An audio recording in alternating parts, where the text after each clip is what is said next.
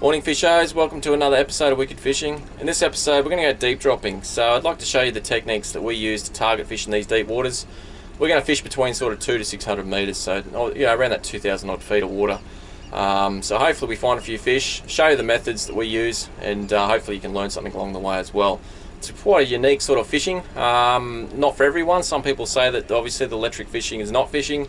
Once you get out there and do it, it's fun. It's something different, and it's just obviously broaden your horizons of fishing, trying something different, and it's very hard to fish manually in those depths unless you're jigging. So we make the most of it. It's quite effective, and you get some really tasty fish. Most of those deep water species taste really good. So let's go do it and see what we can catch.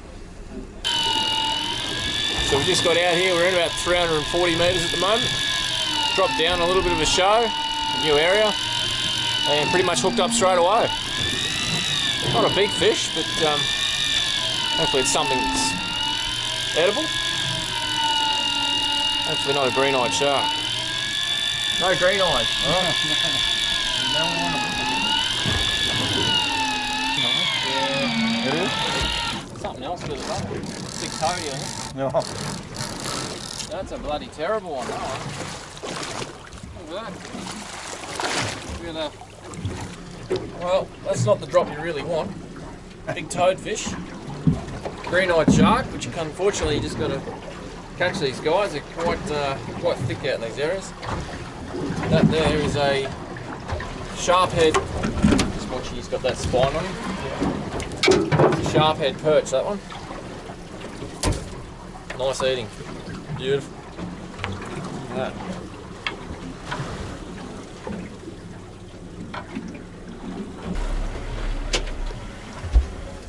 Alright, so just pulled up on a spot. We've got a nice shallow fish in 345 metres of water. We're going to throw down. There's not a lot of current. There's probably only about a knot and a half. So we've got about 3.5 kg of sinker. Using 3 hook rigs. Probably prefer the 3 hook rigs. It's a little bit better to manage 3 hooks instead of 6. Legally where we are, we can use 6, but it's just a little bit easier to use 3 hook rigs. Not as dangerous either. I'm just in reverse at the moment. We've got a little bit of wind pushing us along, so I'm backing up into the wind with the current. It's important that we keep our lines straight up and down. We want them to be vertical. You fish directly up over the top of them. You don't want to be coming out at a big angle, getting a lot of belly in the line. You just won't fish as effectively. So I'm in reverse at the moment until I can see the buoys line straight up and down. Then I'll just hit neutral, and I'll just keep in and out of reverse just to ensure we're vertical up over our baits. Quite deep water, 340 odd metres. It does take quite some time for those big sinkers to hit the bottom.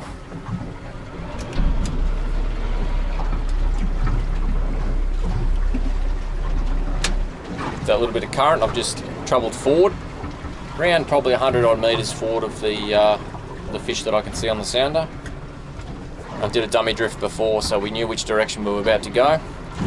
I've just moved over a fraction just so we can come back through that mark where I've marked the fish. At the moment we're going pretty good. We're going to go straight through them by the looks of it. Just starting to come up on the fish there now. How far to go, boys? The old man. Well, the old man's just got there.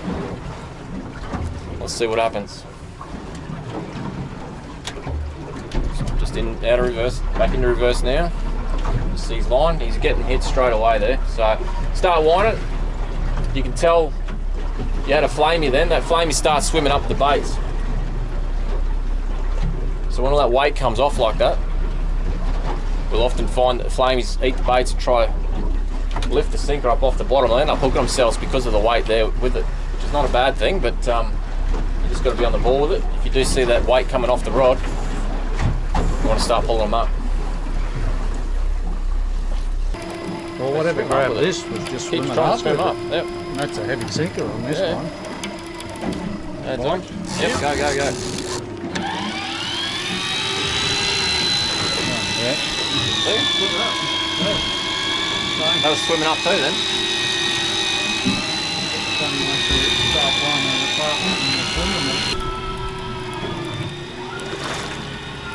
It's looking like a very, very good fish, this one. hopefully it's the species we're chasing. We'll chase quite a few different species in this episode, and flame tails is certainly one we really want to show you guys. If we can get some really quality ones off Brisbane, we'd be absolutely stoked.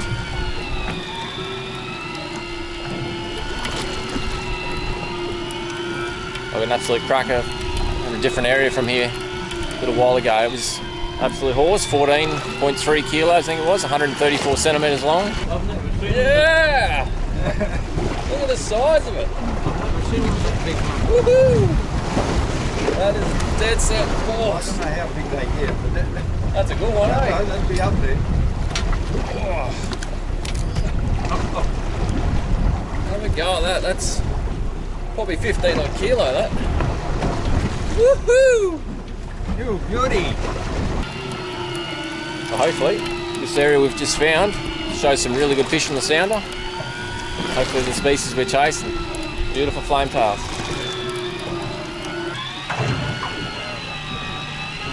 Flamey. Hey? Flamey. Is it? Yep. You beauty. Good one, too. Oh, he's a cracker, Foxy! Good on your name. There you go. Bloody horse. Dude, ripper. You got the same? Yeah. Oh, nice. Yep. Oh, yeah. Look at that. There we go. First drop on that spot. Cracking flamies. Look at the One size each. of them. Beauties. Big, big flamies. This one here is missing its flame. It's missing its tail. He's had a bit of an old injury, unfortunately. He's blind on the other side too. Just roll him over, Dad. Blind eye. Work, boys. They're crackers.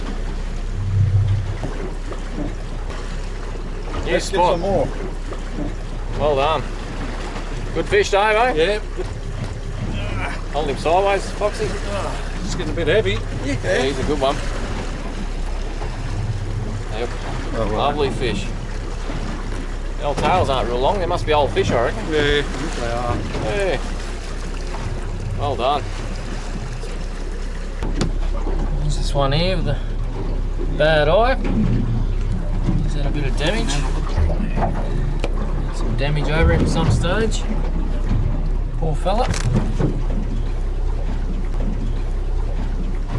Beautiful fish. Yeah, boys. Yep. Your beauty.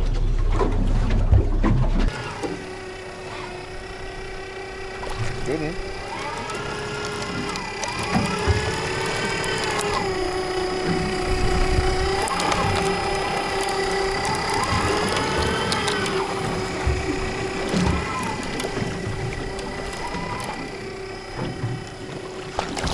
Obviously a little bit longer ride, has really nice taper and a lot of action to it.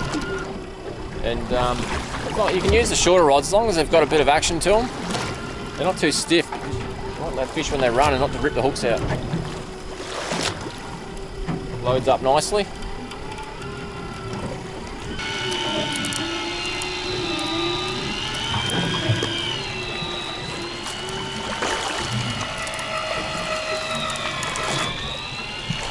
Oh, got a kingfish. Something different.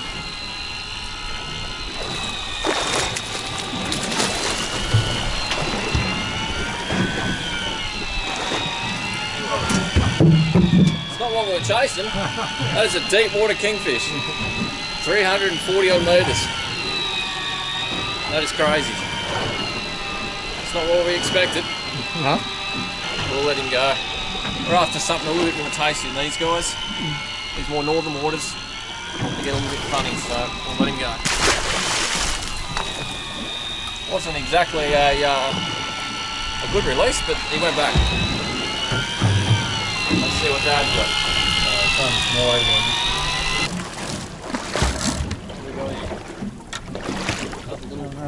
Sea perch. Here we go. Another one of those little sharp head sea perch. These are a sharp head perch. Obviously suffered barotrauma really badly, that fella. He's popped his eyes, lifted all his scales. These are pretty good eating, nice white flesh. Just another species from the deep.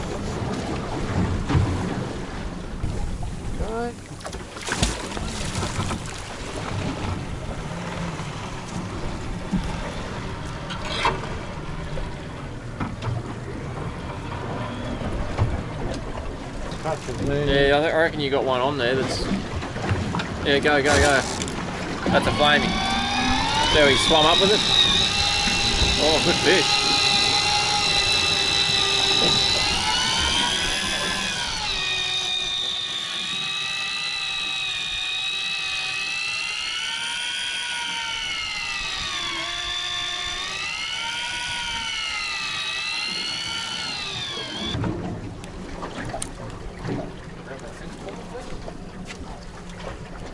Yes. You work, old boy. Yeah. Beautiful fish. Look, he's got the nice big long flame on it. Look at that. Another lovely fish. What did he He's take? on The the squid. Oh yeah, the mullet. Sorry. Yep. You can see the circle hook. See that circle hook right in the corner of his gob. He's got it coming up there. Right in the corner of the jaw. Doing its job perfectly. Mustard tuna circle hooks.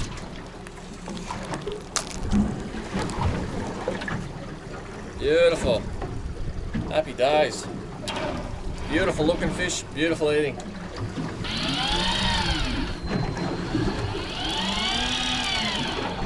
So I hooked the big fish out in 340. It's looking more like it'll be a big shark by the looks of this. Hasn't given up. It's fought pretty much most of the way out. Taking a fair bit of line. We'll get up and have a look. It's always a bit hard when using big gear in the deep drop gear. Heavy tackle. You catch sharks. Get pretty dangerous around the boat. Gotta watch they don't take off underneath the boat certain directions and break the rod. Hopefully no one gets hurt. Gotta keep your hands away.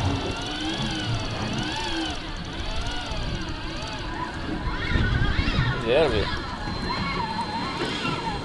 Taking off.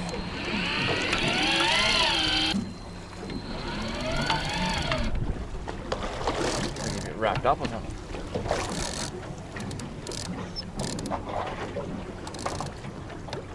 It'll be a bit hard to get anything back here. Sinker's still there. That's it. You want to get them back. He's caught in the peck. That's why. Ah, yep. Oh, where's the snitch go? Just get ready to back that drag off. Yep. Dad? Yeah, I'll do.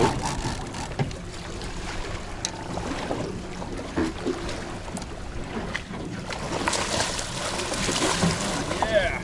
Oh, he's caught again. No. He's caught in the tail.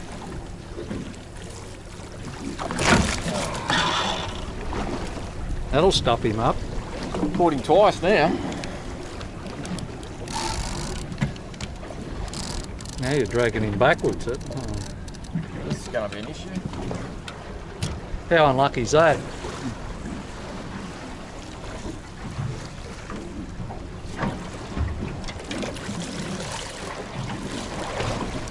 Watch that other hook, Greg.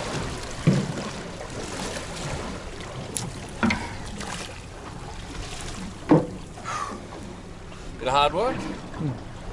340 odd metres for that. We hooked him in the pectoral fin, and then as we broke that off, he took off and then got caught on another hook in the tail.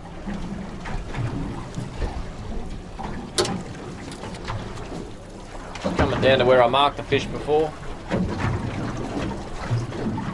Oh yeah, Dad's getting bites. Not real big, only small. That's a bigger one.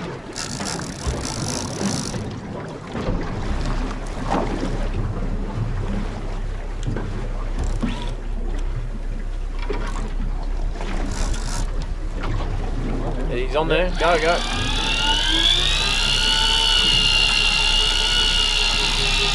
Nice one.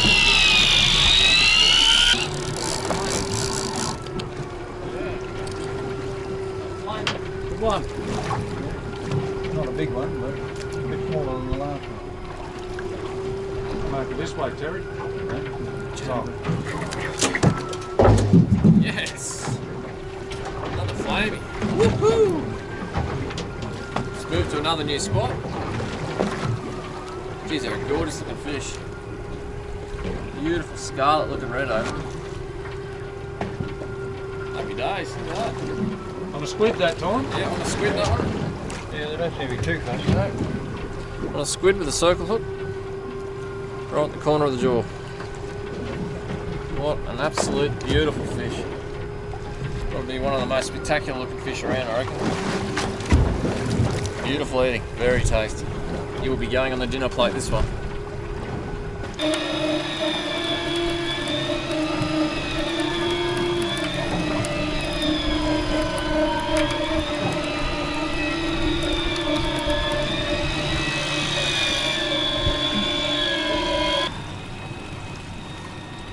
It's a flamey. Looks like a flamey. Yeah, it's a nice flamey. Yep.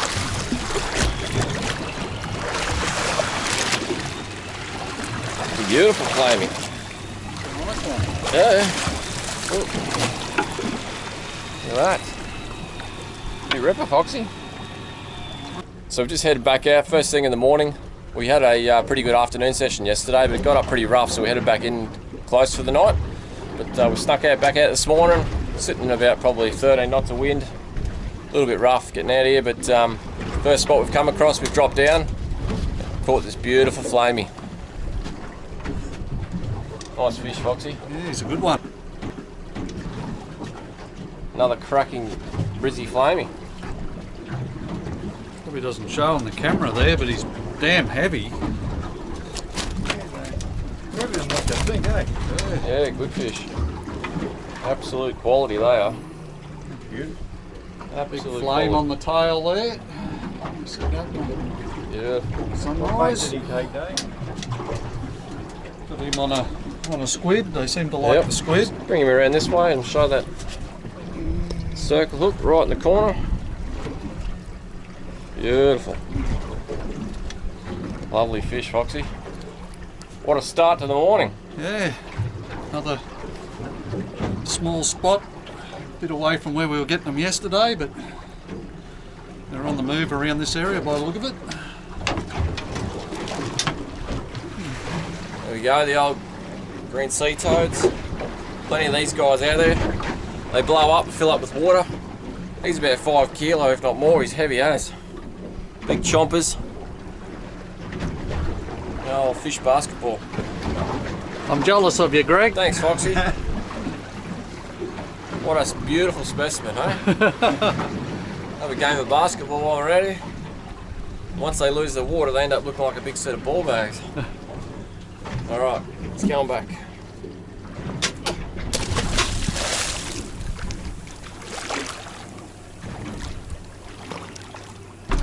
Just come to do a new drift. That's the fish, so it's a slight rise, it's dropping away.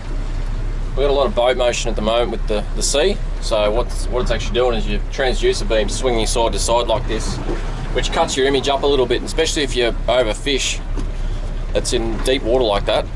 It'll often cut the image up a little bit. I can see bigger fish sitting right on top of that at the moment.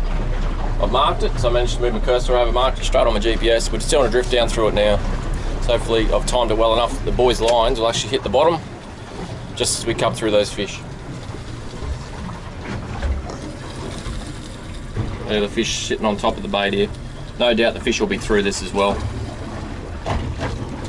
You can see it's starting to come back up as we come back up the little ledge. Yeah. Something's having a feed on it. Something's having a go at that. Looks like something's having a go at this fish. Whether it's fighting pretty hard or it's a shark hitting it, it's fighting really odd. Let's see what Foxy's got over here. Nice flamey, Foxy. Yeah, another flame. Oh, beautiful.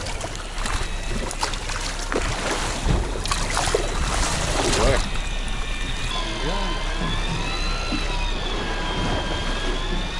Very nice. Very good, Foxy. Yes, just a little pup, that one. Let's see what this fish is. Thought a little bit different to everything else.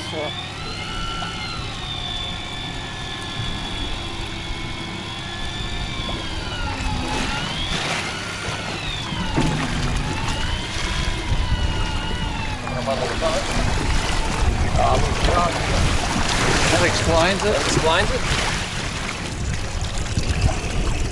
Gotta watch how they go look in their hand here. Well, I don't like this.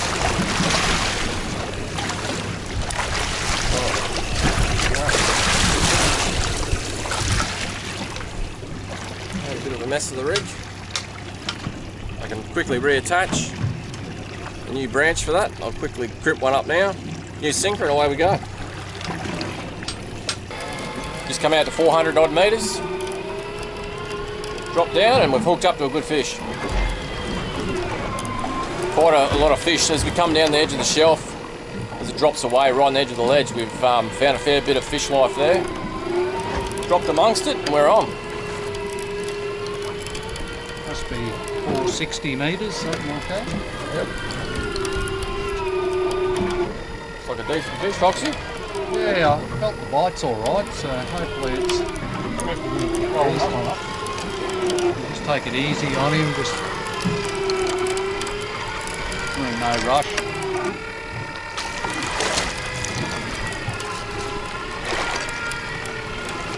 Just come out a little bit deeper, so we're just trying to locate a few possibly bass groper or even blue eye. New areas, so just have a bit of a sound around. Come across a new spot there and drop straight in it, and we've hooked up almost straight away. Hopefully it's our target species, Foxy, one of the two. Yeah. When chasing species like blue eye and bass groper, it's best to target them in waters between 300 to 600 metres deep and fish the large ledges and isolated areas holding fish life. Bass groper can grow to over 100 kg and inhabit deep water ledges that offer structure. The combination of structure and fish size makes them very hard to extract at times and can often result in being buried back in the bottom and busted off. Bass groper are beautiful eating and up there with the best tasting of the large deep water species. While blue eye trevally can be found in similar areas to bass groper, they can also be caught on top of the ledges and isolated areas away from the steep ledges and canyons.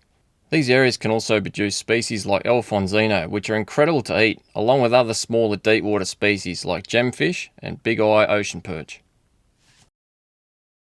How far we got to go, Foxy? Not far. About 30 metres to go. See what it is. Hopefully it's our target species.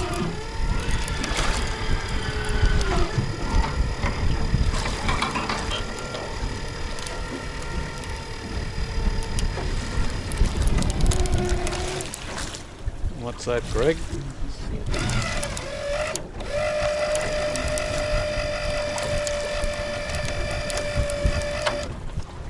Yep, she's a blue eye. Yep. Big beauty. Not a bad one, too. There we go.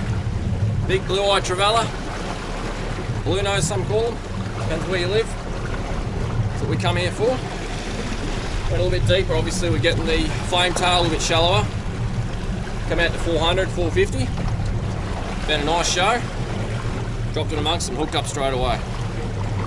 Beautiful, big blue eye trevally. Spectacular looking fish. Big blunt nose. Beautiful eating. Just another one of the species of the deep everyone seems to target. Very cool fish. Oh, bloody heavy. You beauty. Just put that blue eye trevally down and spat out a bit of old octopus or squid. I know it's got a big beak still inside it. Very cool. Wouldn't want one of them grabbing your fingers. Like a big parrot beak. Very sharp. Very cool. So with all our deep water fish, we'll brain spike it and we'll also bleed them all. So we'll go in from the top here.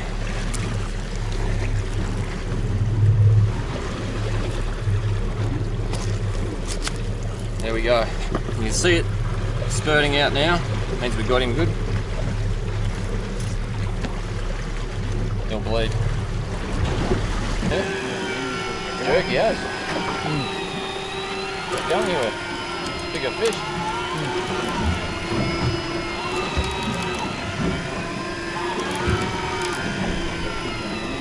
Nice stuff.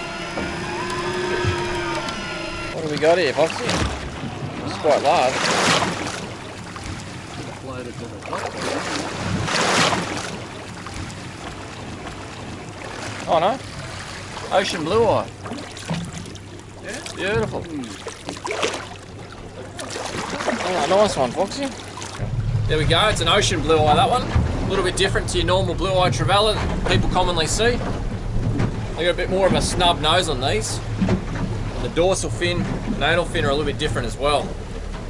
These are probably a bit more of a bluish colour as well compared to the blue eye trevally. They're a bit more of a grey. Not a bad fish, Foxy. Yep, first for me. Beautiful eating. Not so common. You see them occasionally. We're off South East Queensland at the moment. Just said the odd one. But, the blue eye trevally are probably a little bit more common than these guys. Happy days. Yep. Just another species of the deep. So we just come back in a little bit closer, around 265 metres of water. We're going to chase a few barcod to finish the day off. Pretty miserable conditions at the moment. We've had a fair bit of wind and there's a fair bit of rain around. So we just dropped down. This is the first fish of it. Quite an odd species. It's a new one for us. Looks like he's part of the wrasse family by the looks of it. I'll get it identified by Jeff Johnson at the museum. But it's always cool to see another new species, eh, Foxy? Yep. He's quite a pretty fish with those yellow bands around him.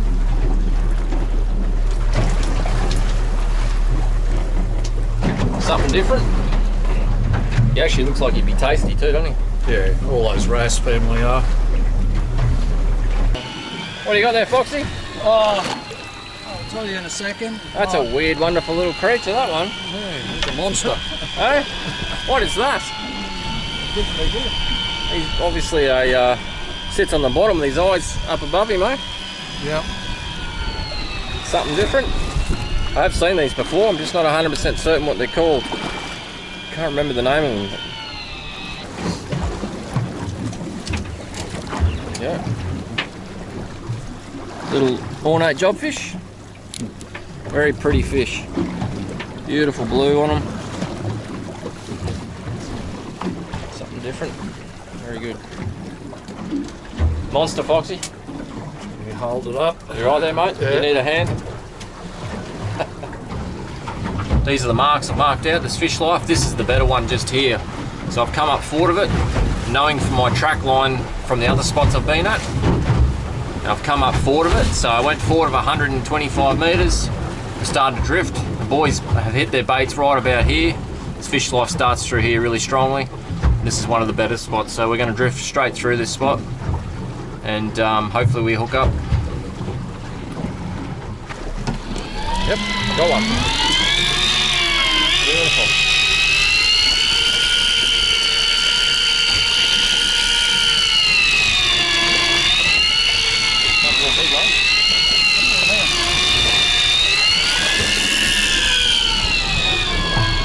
So we've just come straight through the mark, as I said before, and we've hooked up straight away as soon as we got to it.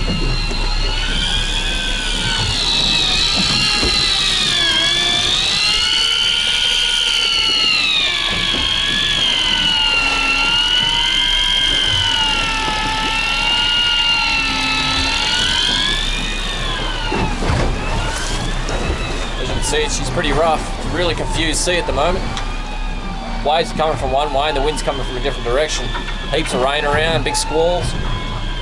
Just persevering and doing big drifts through these areas. I'm in reverse at the moment, pretty much at all times, holding up against the wind.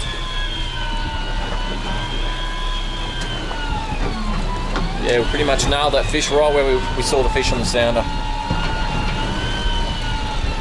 These areas we target barcod are just flatter ground. So I'm not looking for structure, we're just looking for the bait sitting up through the water column, anywhere from the bottom up to probably 20-30 metres off the bottom. And where we want our baits to hit is where that bait meets the bottom itself. So you'll see there's a live bottom often there, and those cod sitting amongst that live bottom where all that bait meets. So we've pinpointed that and straight away hooked up. When targeting barcod, we commonly look in areas between 200 to 300 metres of water, but have caught lots of juvenile fish with the occasional large adult fish in between that 100 to 200 metres of water. Barcod can be caught on a selection of baits, along with a variety of plastics and jigs, such as these fish we've caught on some prior trips. There we go, nice big barcod. From 220, 240 metres we're in. Nice little show on the bottom there. And he's taken the plastic that I've got on a Paternoster rig. It's a Zurich flat shed, that one. Must be enough action in the water there for him to come along and grab it. It's excellent. Beautiful big fish.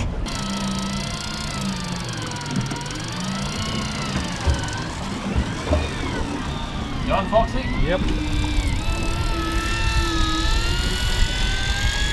Got a big one.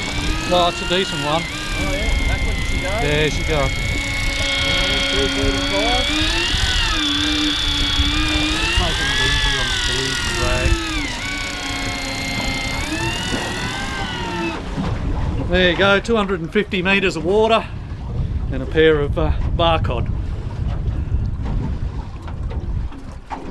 Flat out holding these up. A bit of weight in them. It's out of it.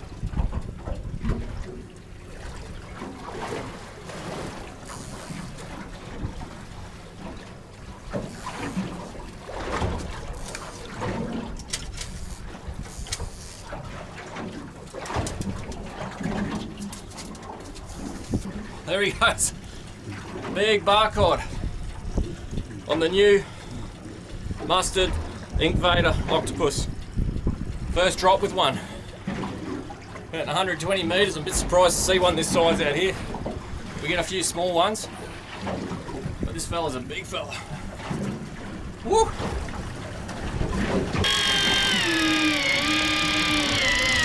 There goes line out.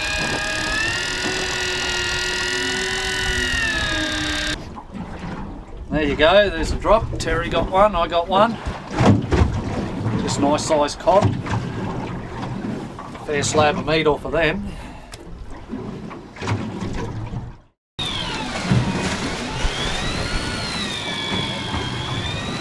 This is the bar cod we're chasing.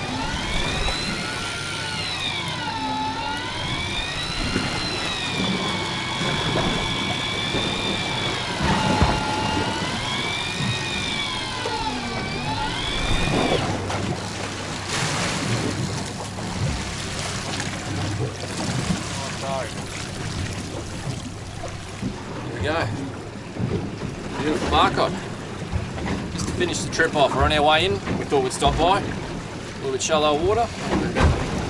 250 at the moment. Get a couple of these guys. With the weather the way it is, we might just keep going.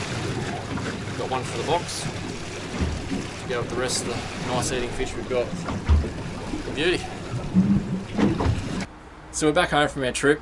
About to do a bit of a filleting session. I'm going to do the flame-tail snapper straight away. They're good to fillet 1 or 2 days after you caught them. Whereas some of those bigger fish, such as your blue-eyed trevella, your bar cod, and even bass groper, they're best left on ice for that sort of 5 to 7 day period. And that just helps firm that flesh right up, and I think helps with the overall eating qualities. It also helps with the secretion of all the slime that comes out of them as well, particularly with the bar cod. So we can wash that slime off. It makes it a whole lot easier to fillet them down the track. I've also got Jeff Johnson from the Queensland Museum wanting to pick up some of those smaller specimens as well. So one was a black tip cucumber fish, and the other was a Mars pigfish. So it turns out the Mars pigfish was quite a rare capture for Queensland, and I've got Jeff Johnson from the Queensland Museum wanting to pick that up. He would like that as a specimen in the museum. So I'll wrap that up in glad wrap, put it in the freezer, and Jeff will pick that up in a few days' time, which is really cool. So I'll get cracking cleaning the flame-tail snapper, and we'll come back to you in a week's time to do the bigger fish.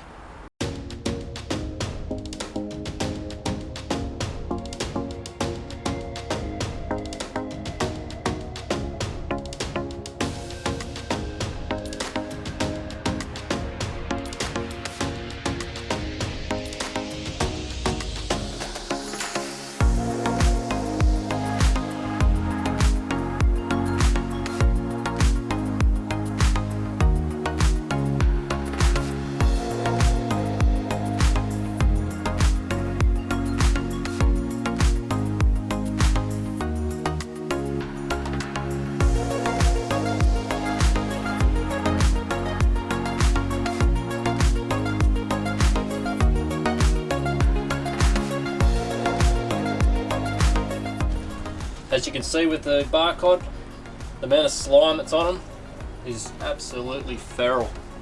It's just like snot. Makes it very difficult to fillet the fish. So simply just get the gurney out, and remove some of that slime off them. It makes it a hell of a lot easier to fill it.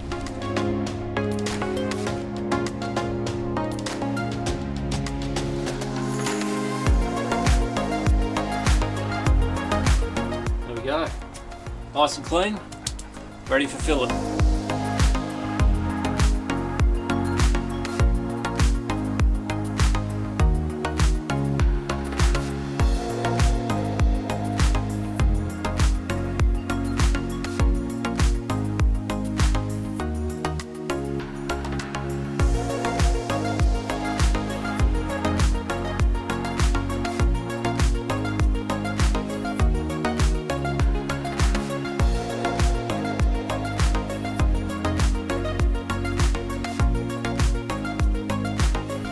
There you go guys, that's the fillets off 3 different fish.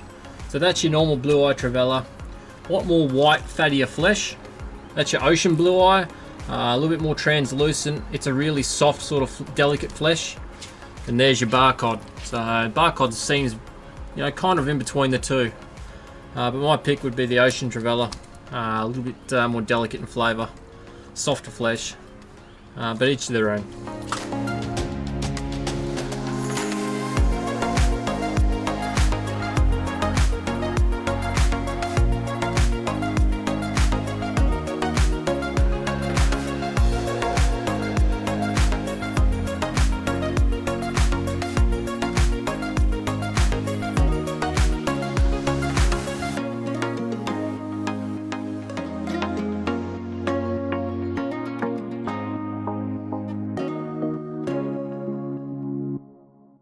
So I thought I'd quickly go through and show you guys our deep drop rigs. I make all my own rigs up. I buy all the tackle from wholesale distributors and then crimp them myself.